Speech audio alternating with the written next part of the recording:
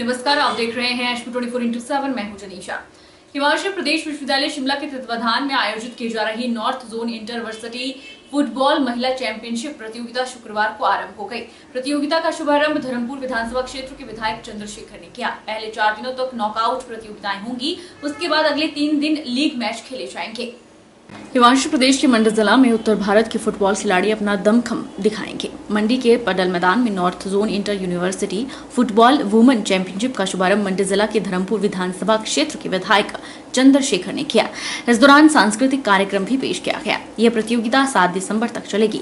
Championship में पूरे उत्तर भारत के 26 विश्वविद्यालय की 520 प्रतिभागी भाग ले रहे हैं। विधायक चंद्रशेखर ने खिलाड़ियों को प्रतियोगिता के लिए शुभकामनाएं दी और अपने संबोधन में कहा कि आज के युग में बच्चे हर खेल में आगे बढ़ रहे हैं। बहुत से ऐसे खिलाड़ी हैं जो अपने खेल के हुनर की बदौलत पहचाने जा रहे हैं और आज उनका पूरे विश्व में नाम है, चाहे बात क्रिकेट की हो, फुटबॉल की हो या फिर हॉकी की। अगर बच्चियां खेल मैदान में फुटबॉल के साथ खेलना शुरू कर रही है तो निश्चित तौर पर भविष्य हमारा स्वर्णिम होगा।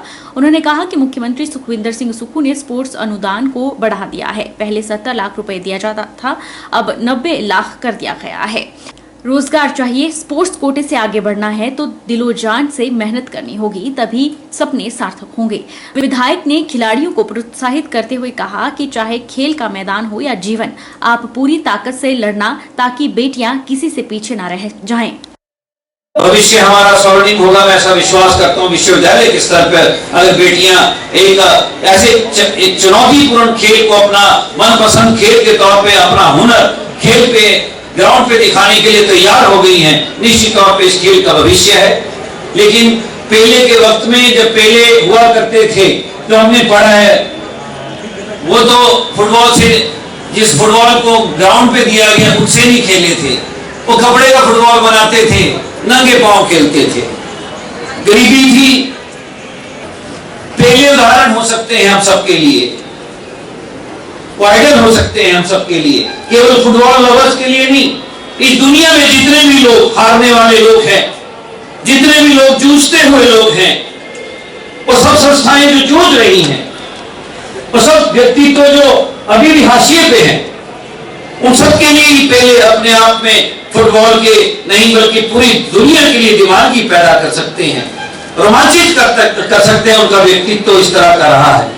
मैं धन्यवाद दे रहा हूं माननीय मुख्यमंत्री जी का कि आज हिमाचल प्रदेश विश्वविद्यालय के अंदर जो बजट पिछले वर्ष में स्पोर्ट्स की एक्टिविटीज में पिछले साल तक 70 लाख रुपया सरकार के अनुदान के तौर पे दिया जा रहा था, माननीय मुख्यमंत्री जी ने व्यवस्था परिवर्तन के चलते सीधा इस बार उसको 20 लाख और बढ़ाया है और उसको 90 लाख रुपया कर दिया गया है। हमारे बच्चे हर खेल में आगे बढ़ रहे हैं, बढ़ना ही चाहिए। मंडी जिले के बल उपमंडल का रहने वाला विशाल घर पहुंच गया है। विशाल के घर लौटने पर मां ने अपने लाडले की आरती उतारी। 41 मजदूरों को सुरक्षित बाहर निकालने के लिए विशाल ने प्रधानमंत्री नरेंद्र मोदी और उत्तराखंड की सरकार का आभार जताया। विशाल ने प्रदेश सरकार से युवाओं के लिए हिमाचल में ही नौकरी की मांग की है ताकि उन्हें नौकरी के लिए दूसरे राज्यों में न जाना पड़े। उत्तराखंड के उत्तरकाशी में निर्माणाधीन टनल में 17 दिन तक फंसे रहने के बाद सुरक्षित बाहर निकले 20 वर्षीय विशाल का शुक्रवार को घर पहुंचने पर जोरदार स्वागत हुआ। विशाल हिमाचल प्रदेश के मंडी में बलघाटी के भगौट गांव का रहने वाला है। विशाल के घर पहुंचने का मां उर्मिला और दादी बेसब्री से इंतजार कर रही थी। बेटे के घर पहुंचने पर खुशी में मां उर्मिला भावुक हो गई। मां ने बेटे की आरती उतारी और गले से लगाया। मीडिया के साथ विशाल ने आप बीती भी सुनाई। उन्होंने बताया कि उनकी नाइट ड्यूटी थी। सुबह के 5:30 बजे खबर मिली कि टनल बंद हो गई है, जिस कारण वे वहीं फंस गए। पानी के मार्ग से ऑक्सीजन का इंतजाम किया गया। 24 घंटे बाद कंपनी के साथ बातचीत भी हुई और हल्का खाना उनके लिए भेजा गया। करीब 17 दिन बाद उन्हें सुरक्षित बाहर निकाला गया, जिसके बाद उनके स्वास्थ्य की जांच की गई। विशाल ने बताया कि कंपनी द्वारा मजदूरों को 2-2 लाख का चेक दिया गया है। वहीं विशाल ने प्रदेश सरकार से युवाओं के लिए हिमाचल में ही नौकरी की मांग की है ताकि उन्हें नौकरी के लिए दूसरे राज्यों में न जाना पड़े। 11 को रात को 8 बजे अंदर गया। सुबह के 5:30 बजे हमें जो खबर मिली कि पीछे कोलैप्स हो गया है 200 में। हम उधर आए, उधर हमने अब देखा कि हमारा जाने का रास्ता जो है बंद हो चुका है और बाहर जाने का रास्ता बंद हो चुका है। तो हमने सबसे पहले अपना ऑक्सीजन का जो हमारा मार्ग था, जो पानी का मार्ग था, उसको हमने खोला ताकि उससे हमें ऑक्सीजन अंदर आ सके। ऑक्सीजन हमें 24 घंटे तक प्राप्त नहीं हो पाई। ऑक्सीजन हमारा फेस लंबा था, 2 किलोमीटर का था, इसलिए हमें 24 घंटे ऑक्सीजन में निकल गए। उसके बाद हमारी कंपनी ने धीरे धीरे कंपनी आगे मतलब मकींग हटाती रही और आगे बढ़ी। उनसे हमारी 24 घंटे बाद बातचीत हुई, कम्युनिकेशन हुई। उन्होंने हमको बताया कि आपको जल्द से जल्द बाहर निकाल दिया जाएगा और उन्होंने उसी हवा के साथ हमें हल्का भोजन अंदर भेजा और आधे घंटे बाद हमारी खबर लेते रहे, हमसे बातचीत करते रहे। मतलब हमारा हौसला बनाए रखा बाहर से भी उन्होंने और अंदर भी हमारे हौसला बना रहा। और सर यही है, ऐसे करते करते सर हमारे 12 दिन निकल गए। 12 दिन के बाद हमारी जो 6 इंच की पाइपलाइन है सर, वो अंदर आई शाम के टाइम और उसमें सर उन्होंने सबसे पहले कैमरा भेजा। उससे उन्होंने कहा सब अपना अपना चेहरा दिखाएं, फिर सब उन्होंने कैमरा वापस दिया, फिर उन्होंने माइक भेजा। फिर सर उसी पाइप की लाइन से उन्होंने रस्सी भेजी, अंदर रस्सी से उन्होंने बोतलों में खाना पैक करके हमें अंदर भेजा। हमने खाना खाया। फिर सर उसके बाद सर उन्होंने चार्जर हर एक सुविधा सर हमें अंदर प्राप्त करवाई जो हमें चाहिए थी। फिर उसके बाद सर हमें उतनी दिक्कत नहीं हुई क्योंकि उधर से हमारी बातचीत घर वालों से डायरेक्ट करवाने लग गए। जो हमारे बाहर SDRF NDRF डॉक्टर हमारे जो CM थे उत्तराखंड के, वो भी हमारे से डेली बातचीत करने आ जाते थे। इसलिए सर हमारा उसके बाद थोड़ा टाइम निकलना अच्छा रहा था। सर वहाँ की सरकार ने सर हमको पहले फुल बॉडी चेकअप कराया सर, उसके बाद साथ में 1 लाख रुपए का चेक दिया और सर घर तक पहुँचाया सर गाड़ियों में। उसके बाद सर हमारी जो कंपनी है उसने भी हमें 2-2 लाख का चेक दिया और सर मतलब उन्होंने कहा फिर मिलेंगे, जल्दी मिलेंगे, अपना स्वास्थ्य दें। सर यहाँ की सरकार से सर मांग हमारी नौकरी की है। जैसे जितने भी हम यूथ हैं, नए यूथ हैं, उनके लिए सर नौकरी की मांग मैं करना चाहूँगा। विशाल ने कहा कि उत्तरकाशी में निर्माणाधीन टनल में 17 दिन तक 41 लोग फंसे रहे और सभी को सुरक्षित बाहर निकाला गया।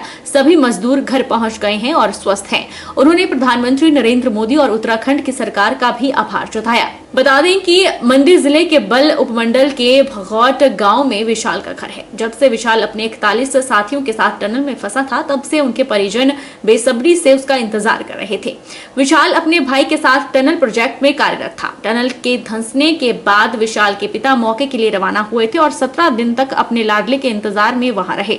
घर पर विशाल की मां और दादी बेटे की चिंता में डूबे हुए थे, लेकिन अब लाडला घर पहुंच गया है। विशाल के घर लौटने पर स्थानीय विधायक इंद्र सिंह गांधी, जिला परिषद सदस्य सहित पंचायत प्रतिनिधियों ने उनका स्वागत। पिछले कुछ महीनों से खालिस्तान के समर्थकों ने हिमाचल में गतिविधियां तेज कर दी हैं, जो चिंताजनक विषय है। यह बात भाजपा नेता ब्रिगेडियर खुशहाल ठाकुर ने कही। उन्होंने कहा कि हिमाचल प्रदेश में कई बार खालिस्तान समर्थन में दीवारों पर नारे लिखे गए, झंडे लगाए गए। इतना ही नहीं, गुरु नानक पर्व पर भारत के राजदूत अमेरिका गुरुद्वारे गए, जहां आतंकवाद समर्थकों ने उनके साथ दुर्व्यवहार किया। उन्होंने कहा कि कोई बड़ी घटना घटे, इससे पहले हमें चौकन्ने रहने की जरूरत है।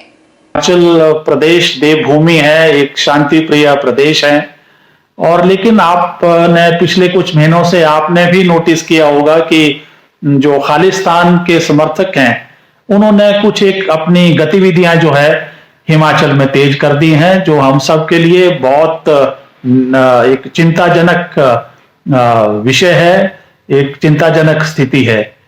कुछ दिन पहले चिंतपूर्णी जो कि पंजाब के साथ लगता है और वहां पर कुछ दूरी पे, बंदर की कुछ एक दूरी पे दीवारों के ऊपर खालिस्तान जिंदाबाद, हिमाचल बनेगा खालिस्तान, भिंडरावाला जिंदाबाद जैसे नारे जो हैं वो लगाए गए हैं कि जो कि बड़ी एक चिंतनीय स्थिति है।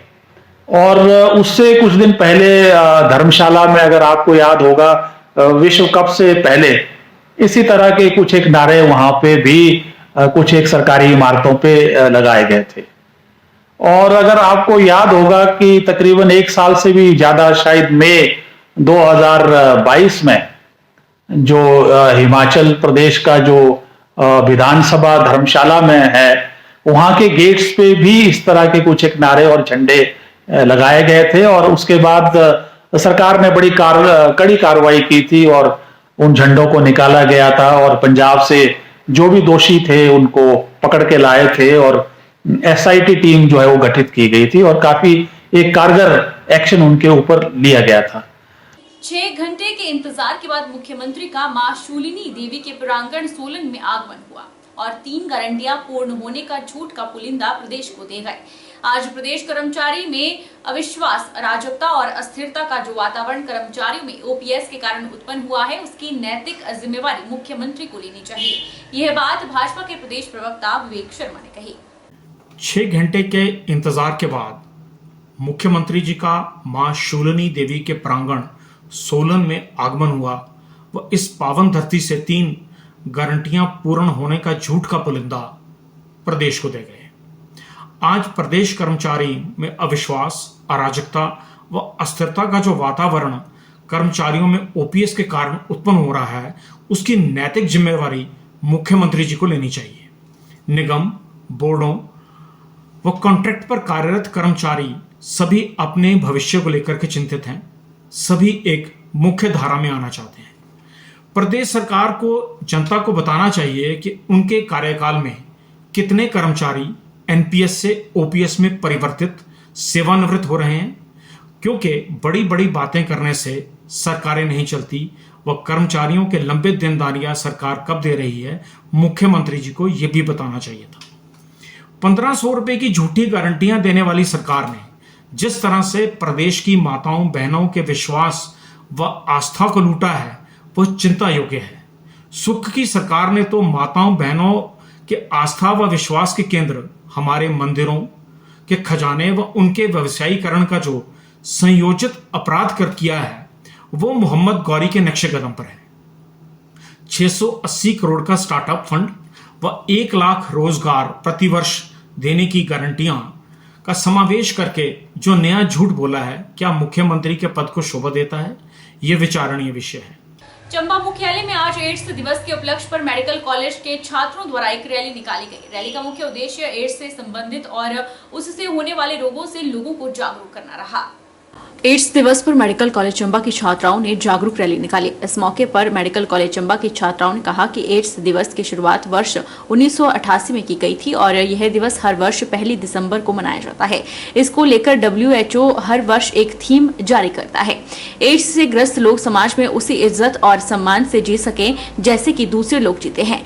इस समय पूरे विश्व में 29 मिलियन रोगी इस रोग से ग्रसित हैं और अगर भारत की बात करें तो 2.35 मिलियन केस हैं, जबकि हिमाचल में भी इस रोग से संक्रमित लोगों की संख्या 5700 पाई गई है। इसके बचाव के लिए हिमाचल सरकार द्वारा एंटी रेक्टोवायरल थेरेपी में मरीजों का इलाज करवाया जा रहा है। आज मैं यहाँ एड्स दिवस पर कुछ लाइनें बोलना चाहूँगी कि एड्स दिवस की शुरुआत जो है वो 1988 में की गई थी। तब से लेकर अब तक हर साल 1 दिसंबर को एड्स दिवस मनाया जाता है। हर साल WHO यानी कि विश्व स्वास्थ्य संगठन एक नई थीम जारी करता है, जैसे कि इस साल की थीम है लेट कम्युनिटी लीड, तो जिसका मकसद है कि हमारे जो समाज में जितने भी एड्स से संक्रमित लोग हैं वो बिना किसी भेदभाव के, बिना किसी कलंक के हमारे समाज में सम्मान के साथ रह सकें। उनके लिए जो है समाज में जागरूकता फैलाने के लिए हम एड्स दिवस जो है वो मनाते हैं। इसके अलावा जो एड्स है वो हमारा HIV एक इन्फेक्शन होता है जिसकी वजह से फैलता है। वो HIV इन्फेक्शन हमारे ब्लड में जाता है, जिससे क्या होता है कि जो हमारी WBC जो हमारी सफ़ेद रक्त कोशिकाएं हैं वो नष्ट हो जाती हैं, जिसकी वजह से कुछ शुरुआती जो लक्षण होते हैं वो हमें देखने को मिलते हैं, जैसे कि वज़न कम होना, सफ़ेद पर लाल धब्बे पड़ना। और एड्स के साथ साथ कई ऐसी दूसरी अन्य बीमारियाँ भी हैं जो इंसान के शरीर में हो जाती हैं, जैसे कि न्यूमोनिया इत्यादि। हम सभी को विदित है कि 1 दिसंबर जो है विश्व भर में जो है एड्स दिवस के रूप में मनाया जाता है। इस मुहिम को और बढ़ाने के लिए, लोगों को और जागरूक करने के लिए आज हम सभी शकुंतला नर्सिंग कॉलेज की छात्राएं, 4थे वर्ष की एवं प्रथम वर्ष की छात्राएं यहाँ पर इकट्ठी हुई हैं। पूरे चंबा शहर के लोगों को, आसपास के मोहल्ले के लोगों को ये जागरूक करना चाहते हैं कि एड्स ऐसी बीमारी है जिससे समुदाय, हम नर्सिस मिलकर जो है इस बीमारी को कंट्रोल में ला सकते हैं और एक दिन एक ऐसा विश्व बना सकते हैं जिसमें यौन मुक्त या एड्स मुक्त जो है वो विश्व के लोग जो है वो रहे। मंडी शहर के आपदा प्रभावित क्षेत्रों में प्रोटेक्शन वॉल का कार्य हो रहा है, लेकिन उस कार्य से लोग खुश नहीं हैं। लोगों का कहना है कि रिटेनिंग वॉल और रास्ते का कार्य 2 महीने से हो रहा है, लेकिन जिस तरह का कार्य होना चाहिए उस तरह का कार्य नहीं किया जा रहा है। लोगों ने स्टेप वाइज RCC की रिटेनिंग वॉल लगाने की मांग की है। मंडी के आपदा प्रभावित स्थानों की सर्वे की रिपोर्ट जीएसआई ने प्रदेश सरकार और जिला प्रशासन को सौंप दी है। मंडी शहर में पुराने सुकेती पुल के समीप विश्वकर्मा मंदिर चौक के सामने भूस्खलन वाले स्थल पर 1 करोड़ से प्रोटेक्शन का कार्य किया जाएगा। लोक निर्माण विभाग को कार्य के लिए 30 लाख रुपए जारी कर दिए गए हैं। वहीं धनेहड़ा मोहल्ला के लोगों का कहना है कि प्रदेश सरकार और जिला प्रशासन जल्द से जल्द प्रोटेक्शन कार्य को करवाए। उन्होंने कहा कि आपदा के कारण लोगों का भारी नुकसान हुआ है, जिस कारण कई लोगों को अपने घरों को छोड़कर जाना पड़ा। कई घर अभी भी ऐसे हैं जो खतरे की जद में हैं। अगर अगली बरसात से पहले रिटेनिंग वॉल का कार्य नहीं हुआ तो इन घरों को भी खतरा है। उन्होंने कहा कि रिटेनिंग वॉल और रास्ते बनाने का कार्य 2 महीने से जारी है, लेकिन जिस तरह का कार्य होना चाहिए वैसा अभी तक नहीं हुआ है। लोगों ने स्टेप वाइज आरसीसी की रिटेनिंग वॉल लगाने की मांग की है। भी प्रारंभ में सिर्फ 2 फुट का रास्ता बनाने के लिए 30-35 लाख पीडब्ल्यूडी विभाग को दिया गया था, परंतु उसके पश्चात जिस स्तर पर कार्य होना चाहिए उस प्रकार से अभी तक कार्य आरंभ नहीं हुआ है। कारण क्योंकि पूरी की पूरी पहाड़ी दरक गई है और अगर थोड़ी भी बारिश होगी तो ये और दरक सकती है। और सुनने में आया कि जो भी टीम आई थी, चाहे वैज्ञानिक की थी या कोई और थे आईआईटी से, उन्होंने जहां इस तरह बताया कि यहाँ पर हम रॉक प्लास्टरिंग करेंगे जिससे कि पहाड़ी को रोका जाएगा। और सुनने में ये भी आया कि 1 करोड़ जो है हमारे माननीय उपायुक्त महोदय जी ने सैंक्शन कर दिया है, जिससे पहली किस्त जो है वो पीडब्ल्यूडी को 30 से 40 लाख इन्होंने आवंटित कर दी है। तो हम तो ये प्रार्थना करेंगे और जिला प्रशासन से भी, पीडब्ल्यूडी विभाग से भी, कि वो तुरंत हमारे जो भी मकान 5-6 हैं उनकी प्रोटेक्शन के लिए जितनी भी तुरंत हो सके वो 3 या 4 रिटेनिंग वॉल लगाएं। उम्मीद तो हम गवर्नमेंट से रखते ही हैं, क्योंकि चलो काम जो भी हो रहा है ठीक ही हो रहा है। और ये बरसात से पहले, बरसात सर्दियों में भी बरसात होती है, उसमें भी खतरा ही होता है, खैर है ऐसी बात नहीं, लेकिन मेन बरसात से पहले ये पूरा काम कंप्लीट हो जाना चाहिए। ये बरसात आने से पहले जैसे हो रहा है काम इसी स्पीड में होता रहे और नीचे से डंगे लगे जाएं, जो घर लटके हुए हैं वो थोड़ा मतलब सेफ साइड हो जाए। बाकी हमारे पड़ोसी हैं बेचारे चले गए हैं खाली करके, तो हम रह रहे हैं तो अपने रिस्क पे रह रहे हैं, तो अब एकदम छोड़ के जाएंगे भी कहाँ। तो यही है कि अब जैसे अभी बन रहा है, रास्ता बन रहा है, इससे थोड़ी होप हुई है हमारे को। अब नीचे है, नीचे भी बोल रहे हैं कि अब इसके बाद नीचे से शुरू होगा, तो बरसात से पहले शुरू हो जाए, ख़त्म हो जाए तो ठीक है। कर रहे हैं, गवर्नमेंट कर रही है अपने लेवल पे। हिमवीर जागृति मंच के बैनर तले सीमा सुरक्षा सेवानिवृत्त समस्त कर्मचारियों द्वारा बीएसएफ का 59वां स्थापना दिवस retired Ramesh Singh IG BSF की अध्यक्षता में मनाया गया। कार्यक्रम में शहीद साथियों की याद में मौन रखकर उन्हें श्रद्धांजलि दी गई। बीएसएफ से रिटायर्ड हुए आईजी रमेश सिंह ने कहा कि आज से 58 वर्ष पहले सीमा सुरक्षा बल का गठन हुआ था। सीमा सुरक्षा बल ने देश की सीमाओं को सुरक्षित रखने में, आंतरिक सुरक्षा में, आपदाओं में बहुत ही महत्वपूर्ण योगदान दिया। आने वाले दिनों में कन्वेंशनल लड़ाई है, उसका खतरा कम है और प्रॉक्सी वॉर का खतरा ज्यादा है, इसलिए सीमा सुरक्षा बल का और भी महत्व बढ़ जाता है। सीमा सुरक्षा बल के साथ साथ जो अन्य बल हैं, जैसे कि केंद्रीय सुरक्षा बल, आईटीबीपी, एसएसपी, सीएएसएफ, इनका भी रोल उतना ही महत्वपूर्ण होने वाला है। उन्होंने बताया कि आज सेवानिवृत्त बीएसएफ के जवानों ने 59वां स्थापना दिवस हर्षोल्लास के साथ मनाया और शहीदों को याद कर श्रद्धांजलि दी गई। 1 दिसंबर का दिन है, इसी दिन सीमा सुरक्षा बल का गठन हुआ था। आज से 58 वर्ष पहले सीमा सुरक्षा बल ने इन 58 वर्षों में देश की सीमाओं को सुरक्षित रखने में और देश की आंतरिक सुरक्षा में, आपदाओं में बहुत महत्वपूर्ण योगदान दिया है। आने वाले समय में जो कन्वेंशनल लड़ाई है इसका खतरा कम है और जो प्रॉक्सी वॉर है उसका खतरा ज्यादा है, इसलिए सीमा सुरक्षा बल का और भी महत्व बढ़ जाता है। सीमा सुरक्षा बल के साथ साथ जो अन्य हमारे संस्था के बल हैं, जैसे केंद्रीय रिजर्व पुलिस, आईटीबीपी, एसएसबी, सीएएसएफ, इनका भी रोल उतना ही महत्वपूर्ण है, महत्वपूर्ण होने वाला है आने वाले समय की चुनौतियों को देखते हुए। आज हम नूरपुर, फतेहपुर, ज्वाली, इंदौरा के जितने भी सेवानिवृत्त लोग हैं इकट्ठा होके सीमा सुरक्षा बल की स्थापना दिवस मना। नालागढ़ वन विभाग की टीम को एक बड़ी सफलता हासिल हुई है। मामला नालागढ़ रामशहर मार्ग का है, जहां पर अवैध खैर की लकड़ी ले जाते एक 4 व्हीलर को पकड़ा है। वन विभाग ने गाड़ी चालक समेत एक अन्य व्यक्ति को पुलिस के हवाले कर दिया। थाना नालागढ़ के तहत मामला दर्ज कर जांच शुरू कर दी है।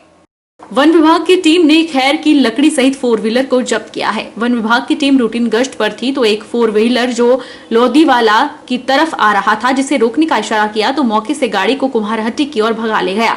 इसका पीछा करने पर गाड़ी को रोका गया, जिसकी तलाशी लेने पर खैर के मोशे बरामद हुए। गाड़ी चालक के पास किसी तरह का परमिट नहीं पाया गया, जिसके बाद कार्रवाई अमल में लाई गई। गाड़ी चालक की पहचान महेंद्र कुमार निवासी लोधीवाला तहसील रामशहर और हेतराम निवासी लोधीवाला तहसील रामशहर के रूप में हुई है। डीएसपी बद्दी प्रियंक गुप्ता ने बताया कि मामला दर्ज कर जांच शुरू कर दी गई है। दोनों आरोपियों समेत एक 4 व्हीलर गाड़ी को भी जब्त कर लिया गया है। नालागढ़ थाने में जो है एक हमारे जो सतीश कुमार जो है वन रक्षक हैं, जो बीट अंडर रामशहर जो इनकी एरिया है उसके वन एरिया के अंदर जो है एक बीट में जो है उनके नाके पे थे, तो उन्होंने जो गाड़ी 4 व्हीलर है उसमें 2 व्यक्ति सवार थे, वो लोधीवाला की तरफ से आ रही थी और जैसे ही इन्होंने गाड़ी को रोकने की कोशिश की तो गाड़ी जो है अपना गुरुकुंड की तरफ भागने की कोशिश की गाड़ी ने, पर उन्होंने गाड़ी को रोका तो उस गाड़ी को जब उन्होंने चेक किया तो उसमें से जो है खैर के मूछे जो है बरामद हुए। और इस बारे में जो है जो दोनों व्यक्ति बैठे थे वो कोई भी लाइसेंस या कागजात जो है प्रोड्यूस नहीं कर पाए। तो इस संदर्भ में उन्होंने जो कंप्लेंट है नालागढ़ थाने दर्ज कराई और जिसके अंतर्गत जो है FIR 379 IPC और फॉरेस्ट एक्ट में 4142 के अंतर्गत जो है दर्ज कर दी गई है और इन दोनों व्यक्ति को ही जो है नियमानुसार गिरफ्तार करके जो है आगे कार्रवाई की जा रही है। इसमें जो है लगभग 56 खैर के मोर्चे जो है वो वन रक्षक की टीम ने जो है बरामद किए थे, वो जो है पुलिस ने अपनी कार्रवाई हेतु जो है अपने कब्जे में ले लिया। ओपी जिंदल ग्लोबल यूनिवर्सिटी नई दिल्ली और अखिल भारतीय जन विज्ञान नेटवर्क का संयुक्त तत्वाधान में उत्तरी भारत के 8 राज्यों के लिए स्वास्थ्य के मुद्दों पर तकनीकी स्रोत केंद्र नगवाई मंडी में 4 दिवसीय कार्यशाला शुरू हुई। कार्यशाला में प्रतिभागियों ने अपनी अपेक्षा जाहिर करते हुए अनुभवों को भी साझा किया। अखिल भारतीय जन विज्ञान नेटवर्क ने स्वास्थ्य अधिकार को लेकर एक राष्ट्रव्यापी अभियान की योजना बनाई है, जिसके तहत अलग अलग क्षेत्रीय कार्यशालाओं का आयोजन किया जा रहा है। इस कार्यशाला में कार्यकर्ताओं का क्षमता विकास के साथ साथ स्वास्थ्य अधिकार को लेकर एक अभियान की योजना बनाई जाएगी। वहीं उत्तरी भारत के 8 राज्यों के लिए स्वास्थ्य के मुद्दों पर तकनीकी स्रोत केंद्र नगवाई मंडी में 4 दिवसीय कार्यशाला शुरू हुई। सत्र को जिला बाल संरक्षण अधिकारी NR ठाकुर, वरिष्ठ पत्रकार DP गुप्ता, अखिल भारतीय जन विज्ञान नेटवर्क के महासचिव आशा मिश्रा ने संबोधित किया। कार्यशाला में प्रतिभागियों ने अपनी अपेक्षा जाहिर करते हुए अनुभवों को भी साझा किया। इस कार्यशाला में स्वास्थ्य के क्षेत्र से जुड़े डॉक्टर, स्वास्थ्य विशेषज्ञ, पैरामेडिकल, मेडिकल छात्र, सामाजिक कार्यकर्ता प्रतिभागी हिस्सा ले रहे हैं। हम लोग यहाँ पे नगवाइन में इकट्ठा हुए हैं। नॉर्थ इंडिया के 7 स्टेट से साथी आए हैं। हम लोग 4 दिन का जो चर्चा कर रहे हैं, यहाँ पे स्वास्थ्य को एक अधिकार के रूप में अगर देखना है तो उसके क्या क्या अलग अलग पहलू है। एक्सेस के बारे में बात करना है, प्राइवेटाइजेशन के बारे में हम लोग बात करने जा रहे हैं। हम लोग पॉलिटिकल जो इकोनॉमी के मुद्दे हैं उस पर बात कर रहे हैं। हम लोग हेल्थ को एक सोशल डिटर्मिनेंट्स के तहत देखते हैं तो उस पर बात हमारी चर्चा होगी। हेल्थ में कितना पैसा आ रहा है, नहीं आ रहा है, स्वास्थ्य में क्या उतना विनियोग हो रहा है कि नहीं हो रहा है, उसके बारे में चर्चा हम लोग कर रहे हैं। जो देश के जो एक गरीब तबके हैं उनके साथ और जो प्रांतिक जो लोग हैं उनके स्वास्थ्य के जो अधिकार है उनको कैसे स्वास्थ्य के अधिकार मुहैया करवाया जाए, उसके लिए क्या क्या हो सकता है, ये सारी चीज़ें हम लोग इस वर्कशॉप में चर्चा कर रहे हैं। इस साथ में इसमें हम आगे हमारे कैंपेन पूरा 9 राज्यों के जिला और गांव स्तर पर कैसे पहुंच पाएगा, खास करके लोगों के जो राइट टू हेल्थ केयर है, जो स्वास्थ्य का अधिकार है उस अधिकार को लेके कैसे लोग एक अपना भूमिका लगा पाएंगे ताकि उनको अधिकार मिल सके। ये एक लंबा हमारा कैंपेन है, उसको लेके ये 4 दिन का कार्यशाला। यहाँ पर स्वास्थ्य कार्यकर्ता है, आंगनबाड़ी कार्यकर्ता, उसके साथ साथ जो ज़मीनी स्तर पे काम करने वाले और साथी हैं, और उसके अलावा जो अकेडमिक लोग हैं, जो जिस तरीके से हम कोई डाटा वगैरह तैयार कर सकते, वो भी इसमें शामिल है। और हम इस कार्यशाला से एक अच्छा प्लान बनाएंगे और इस प्लान को हम नीचे तक ले जाने की कोशिश करेंगे। बहरहाल